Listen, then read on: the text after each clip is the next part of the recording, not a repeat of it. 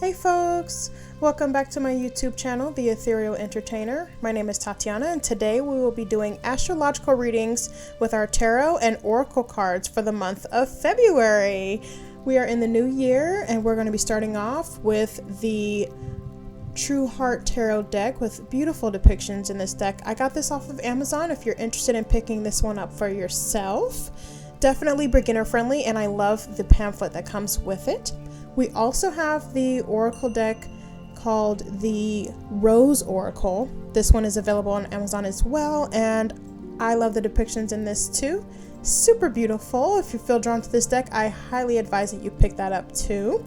I love to stack my decks, so I like to do tarot and oracle together. I feel it provides a comprehensive reading for myself and for others. So we're going to get into the readings for each astrological sign. Let's get started.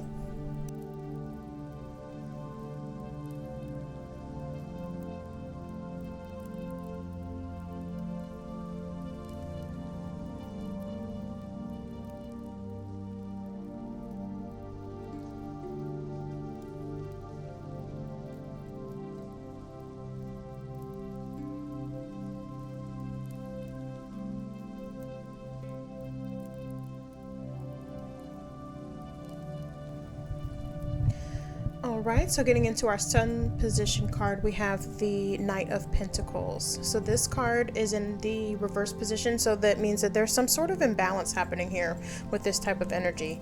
So in the upright position, this is someone who's practical, who's efficient, who is level-headed, and quite conservative, so to speak.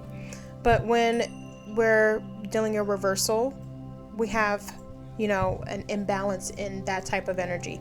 You may be working too much or being too frivolous or being too lazy. It's either or of those things. You may be feeling like maybe I need to pick up the pace, or maybe you're feeling like you're working so much and you're kind of in workaholic status.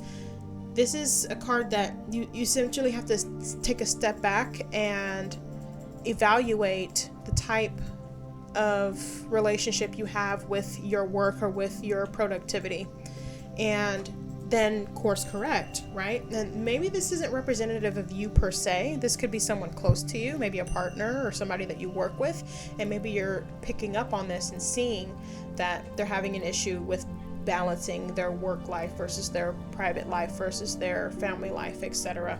And that may be impacting you in some way. And this card is calling you to reflect on that, whether it be from yourself or from others around you, and how it's impacting you and your productivity. Is it bringing up increased stress levels in your life right now? Is it causing for you to miss out on family affairs? Is it causing you to not show up as much as you'd like to for your friends? That kind of thing. Are you not seeing the productivity you want to see with your projects or with your career? It's essentially about taking a step back to reassess where you are so that you can course correct your behavior and be as productive as you want to be. Sometimes we don't realize it and we need to check in with ourselves and take a break. Or sometimes we don't realize it, we're kind of procrastinating, dragging along, and we need to pick up the pace, and we know we're capable of more. But ultimately, you have to look within and figure out what it is that you need and how to balance that energy for yourself. So moving on to the moon placement, we have the Ace of Wands in the reversal position. So the Wands suit has to do with essentially our magic.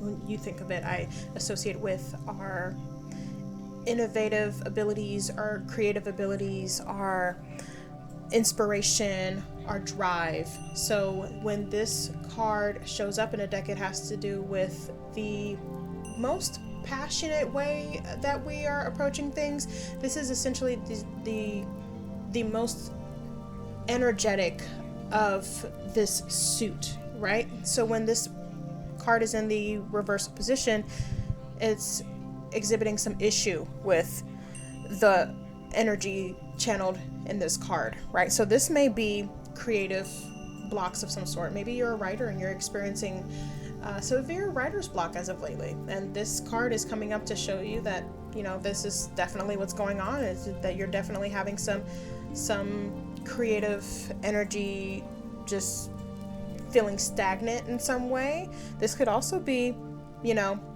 you have energy, you have the drive, you have the idea, but you're afraid to act on it. Maybe you're feeling quite hesitant at this time. Do you believe in your idea? Do you believe in yourself? Do you believe in what you're capable of? And, you know, are you surrounded by people who believe and support what it is that you're capable of too? That's something to also assess, because that definitely has an impact on our confidence. Absolutely it does.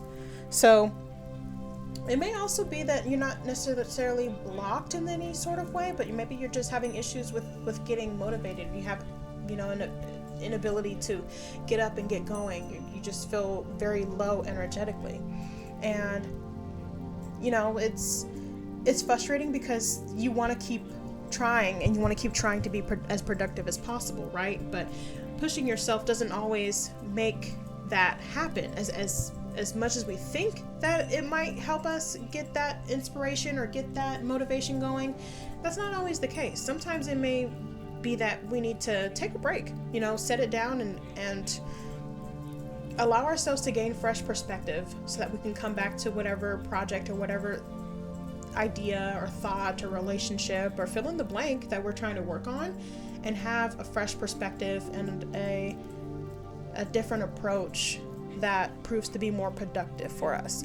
So, as tempting as it may seem to try to push through, that may not always work. Sometimes it's best to just step away from the desk, step away from the computer, step away from the notebook, and give ourselves time, our minds a bit, you know, of a break to wander and think about other things. And that in and of itself can garner inspiration and motivation.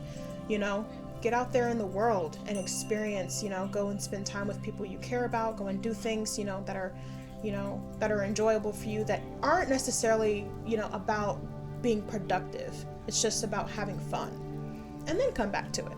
That might help relieve whatever blockage or stagnant energy you may be feeling at this time. All right, so moving on to our rising position, we have the Death card in reverse.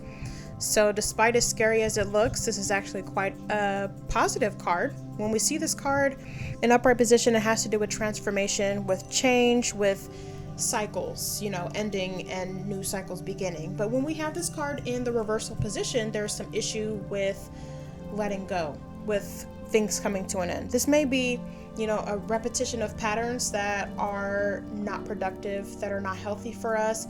You know, maybe it's coming back to that same argument or that same circumstance in a particular relationship you've been trying to work on, right? It's like, you know, it's something that's bothering you, that's on the forefront of your mind all the time, but it seems like every time you have that conversation, it doesn't quite get anywhere. This is that type of energy going on here. So it may also very well be, you know, there's something that you want to do, there's something that you want to have, or you want to go out there and get, but you're afraid of letting go of what you have and what you're used to right now, which is understandable. You know, change is scary. And when you see this Death card in reverse, there is definitely fear of change afoot. And it's all about how you look at it. It's why are you afraid? You know, are you afraid of failing? Are you afraid of, you know, judgment, or afraid of losing whatever perceived stability that you have right now? And honestly, you have to really just look at the situation and go, is the risk worth the reward?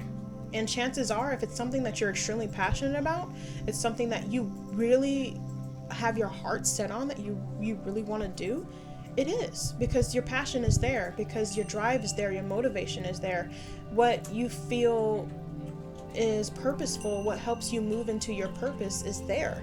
It's definitely absolutely worth it. The fear of change is only holding you back from that. So it would probably be beneficial for you to do a pro and con list about what would come from if you decided to go after what it is that you truly want and let go of what it is that you're currently holding on to. Make that assessment for yourself and decide, you know, is it worth it? And then go for it. You know, sometimes we need to reassure ourselves, or maybe even talk to someone who has an ability to do that for us, right? Maybe a good friend, somebody who's able to give you a good pep talk and help you talk through this so that you gain that confidence to be willing to allow that change to come into your life and to go for what it is that you really want. All right, Taurus, so we're going to get into your oracle card for the month of February. We have the Sacred Waters. So I'm going to go ahead and read the description of the soul inquiry for you. Nourishment, replenishment, health, rest, self-care. The sacred waters are the life-giving mother of us all. Her healing waters replenish us and give us life. We're made up of her. Like the rose, we need her waters to survive and thrive. We must drop our roots deep to receive the nourishment we so deeply need, to appreciate, protect, and honor the very thing that we take for granted. The Mother of the Sacred Waters delivers the message to slow down and take care of yourself, particularly your body, to prioritize your well-being and live in a way that is sustainable. That she reminds us to replenish and nourish ourselves and take care of our health all the time, not just when we feel unbalanced. You're being called to nourish and replenish yourself before you become brittle and parched. The Mother of the Sacred Waters wants you to know that there's nothing more important in your life than the care of your own sacred vessel of a body, and the earth is an extension of that. She wants you to treat yourself with tender care, to cherish your body and hers, to fill your well until it spills over, and once it does, to find a way to give back from this place of plenty, to give your body what it's yearning for most before it turns into an urgent need. Soul Inquiry. What is your body yearning for? This card is definitely the epiphany of listen to your body.